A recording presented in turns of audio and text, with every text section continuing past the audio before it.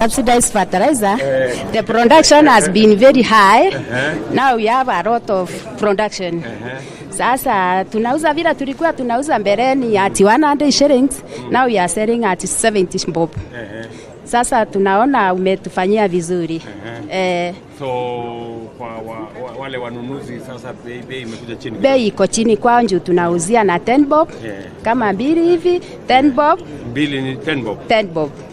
Na mbeleni tulikuwa tunawauzia moja kwa 20. Sasa bei imeshuka kwa sababu production iko high. Imepanda. Production iko juu sana. So hapa ungetaka tufanye nini hapa ndio kuwe na mahali pazuri pa kuuzia? Ndio ungetaka tujenge soko? Tukijengewa soko sisi hatutanyeshewa kama kina mama mboga, tutakuwa tunauza tukiwa comfortable, vitu vyetu vitakuwa sawa, hakutakuwa na hatutakuwa tunanyeshewa na hata hatutakuwa na mvua nyingi kwetu. Hapa pia ungependa tuwe na cold storage. Hapa pia ndio chakula isiharibike. Kama nyanya sasa tutakuwa na mahali pa kustore. Mahali ya barafu. Tunatarajia hiyo. Okay, asante sana.